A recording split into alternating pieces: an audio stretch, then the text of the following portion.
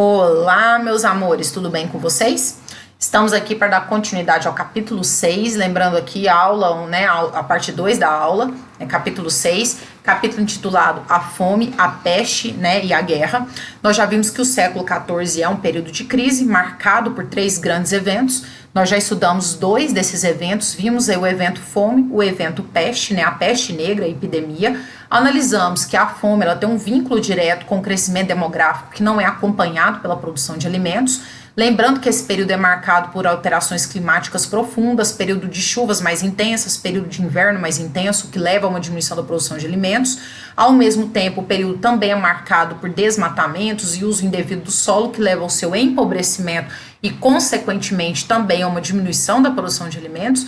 E, por outro lado, é um período marcado também por epidemia. E nós vimos aí a peste negra, suas consequências, ou seja, a morte de 1/3, né, da população europeia, principalmente, né, doença essa vinda provavelmente do Oriente, né, através daquelas relações comerciais firmadas entre a Europa e o mundo oriental, e esses mercadores acabavam trazendo nos seus navios os animais contaminados que encontraram no ambiente, na Europa, um ambiente insalubre, um ambiente, né, sem saneamento básico, portanto propício à difusão da peste negra.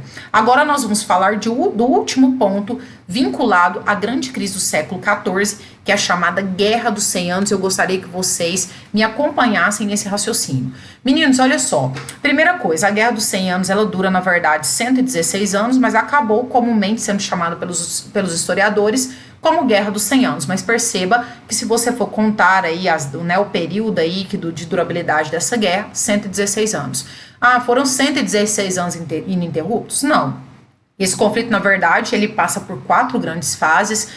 Teremos envolvimento aí de aproximadamente 20 monarcas, se contarmos aí os reis franceses e ingleses que participaram, que levaram a cabo adiante esse evento. E esse evento, na verdade, começava, guerreava um tempo, parava, depois voltava, a batalha terminava, depois recomeçava. E aí nós vamos, né, caminhando aí ao longo desse conflito. Então, o primeiro ponto é uma guerra entre França e Inglaterra, entre as dinastias Valois da França e Plantageneta da Inglaterra, e o principal motivo envolve a questão vinculada à sucessão do trono francês. Meninos, presta atenção como que teve início esse conflito. Olha só, acompanha comigo. No ano de 1328, nós vamos ter a morte do rei Carlos IV, do monarca francês. E aí veio a questão, né? Quem iria assumir o trono? Inclusive, nós tínhamos o fim da dinastia dos Capetinhos neste momento. E aí, por quê? Porque não havia deixado herdeiros ao trono. E aí surgiu aquela questão, né? Quem é que vai substituir, quem vem para suceder o rei Carlos IV da França? Caminhou-se ali numa discussão e foi buscar um parente vivo, mais próximo, obviamente, um nobre francês, para substituí-lo ao trono. E chegou ao nome desse indivíduo, Felipe VI ou Felipe de Valois. Veja bem, Felipe de Valois era, nesse contexto, o parente vivo mais próximo e sucessor natural, portanto, ao trono, aí para suceder Carlos IV. Porém, um probleminha básico ocorre porque o rei da Inglaterra, Eduardo III, achava-se também no direito de suceder o monarca francês falecido ao trono. E por que ele se achava nesse direito?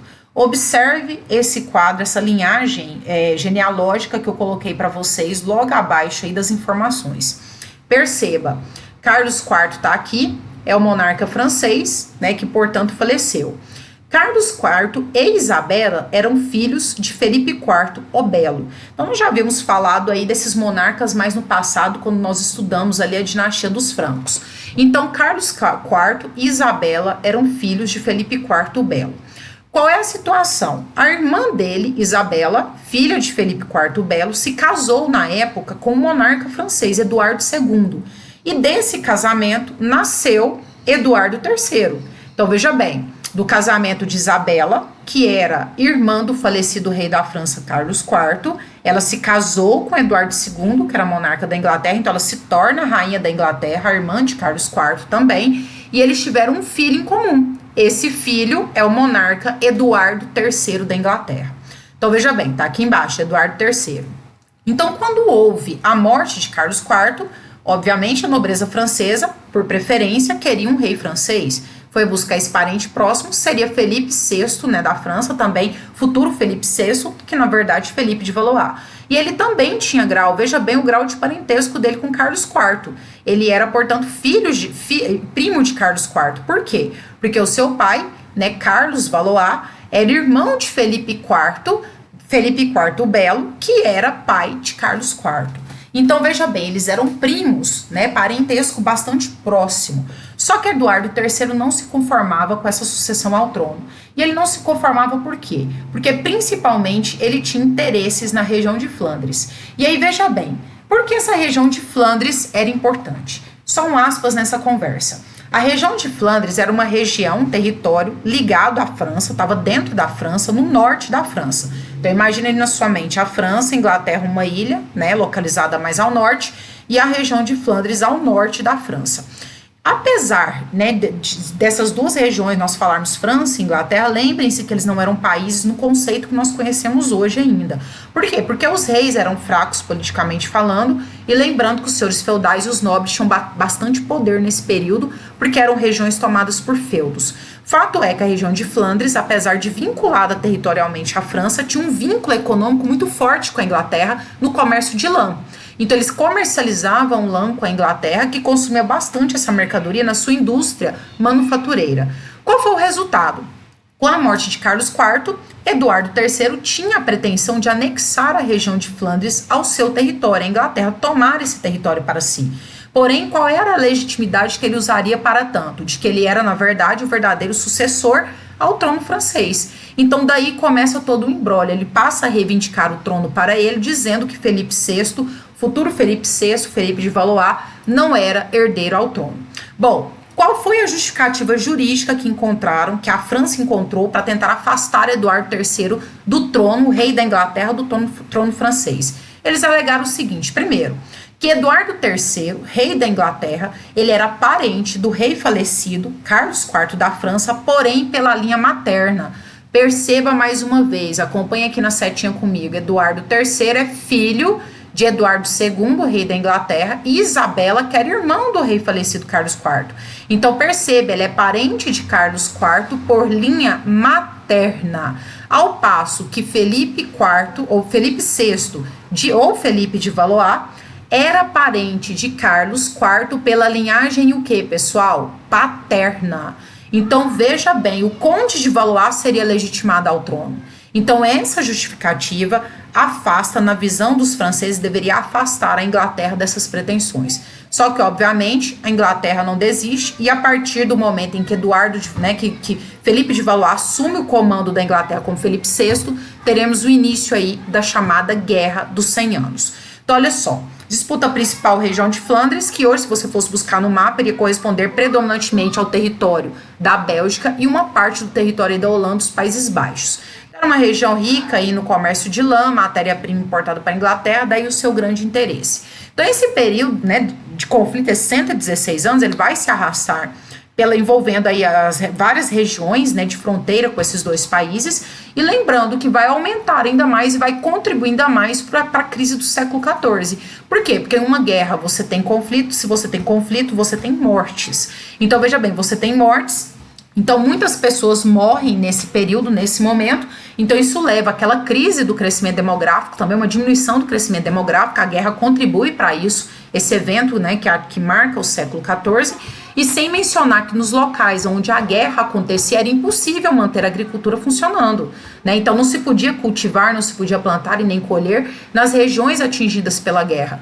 Para vocês terem uma ideia, até mesmo os comerciantes precisavam buscar rotas alternativas porque não tinham como atravessar as rotas terrestres, e até mesmo as rotas marítimas, né, que separavam esses dois territórios, se tornaram perigosas para o desenvolvimento da atividade comercial. Então muita coisa muda a partir do início aí da Guerra dos 100 Anos, até que nós vamos ter ao final, né, a vitória, né, da França, né, no ano de 1453, mais uma personagem bastante famosa que eu acho que vocês já ouviram falar, se envolve nesse conflito, que é a Joana d'Arc. Joana d'Arc era uma camponesa que acabou atraindo, né, bastante a atenção, né, dos franceses, principalmente porque ela tinha um espírito de liderança muito grande, e ela dizia receber mensagens divinas, né, que diziam que ela estava destinada a essa guerra, inclusive lutar na guerra representando os franceses, e que ela seria responsável por uma vitória em relação aos ingleses. Fato é que ela foi ganhando a confiança, né, da monarquia francesa, ao ponto de que foi cedida a ela um exército com quase 2.000 soldados. E ela chegou, inclusive, a se vestir como homem, usar armadura, porque pense você, uma mulher nessa época participando e liderando um exército, né, completamente masculino em um conflito. Então, Joana d'Arc foi essa mulher, acabou se tornando um símbolo, né, de união, né, de nacionalismo, né, dentre né, os franceses nesse período, e ela foi responsável pela vitória em algumas batalhas importantes, a exemplo da Batalha de Orleans. Então, veja bem, fato é que ao final, então, teremos aí, né, a vitória francesa e com isso o fim desse conflito, tá? Então, terceiro evento aí que marca o período do século XIV como período de guerra. E por fim, eu queria falar com vocês um pouco das revoltas camponesas. Galera, lembra o seguinte, como você já sabe que é um período de crise, então marcado por fome, pela epidemia e pela guerra, e automaticamente uma diminuição no crescimento demográfico, as pessoas vão morrer de fome, as pessoas vão morrer pela peste, as pessoas vão morrer pela guerra. Não se esqueça que é um período, então, que você vai ter uma diminuição do processo produtivo, porque os trabalhadores, né, os servos, as pessoas que trabalhavam, cultivavam a terra, também irão morrer. Resultado disso, teremos uma queda da produtividade e foi natural que os nobres começassem a aumentar a cobrança de impostos sobre os camponeses, tentassem arrecadar mais impostos, inclusive nos burgos que estavam sob o seu controle. Então, tudo isso leva a uma série de revoltas, principalmente revoltas por parte da população mais pobre, mais empobrecida desses camponeses, que era a parte mais atingida aí no final por todos esses eventos catastróficos do século XIV. Um evento importante que resulta disso são as chamadas jaquerias. Essas jaquerias que vão acontecer principalmente no ano de 1358, elas têm esse nome porque elas advêm de uma pessoa, né, de um elemento tal lendário, né? Alguns historiadores não afirmam que não haveria uma prova de sua existência dessa pessoa, mas uma pessoa chamada João, que acabou sendo denominado popularmente na época como João Ninguém. Então o termo jaqueri significa, né, traduzindo aí para nós aproximadamente uma ideia de João Ninguém.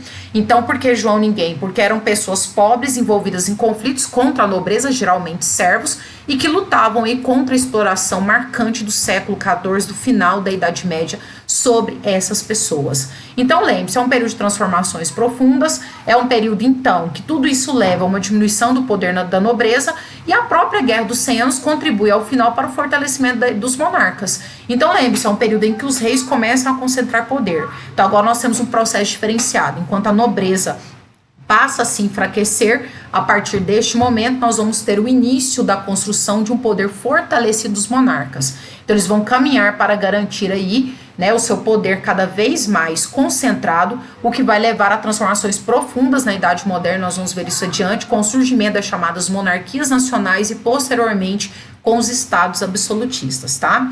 Galerinha, então era isso que eu queria falar em geral para vocês hoje, tá bom? Espero que vocês peguem aí as atividades, tá? Tá marcada aqui para você, tá? Aqui no nosso slide, exercícios 4 e 5 da página 103. Então, não se esqueça de, ao final da aula, resolver esses exercícios e os exercícios 4 a 6 das páginas 105 e 106. Fica ligado, depois eu vou mandar para você a correção desses exercícios, nós vamos realizar a correção de alguns deles e vou mandar a correção de outros para vocês, tá bom? Galera, um grande beijo, fique com Deus, se cuidem e fica de olho aí para nossa próxima aula. Um grande beijo, até mais, tchau!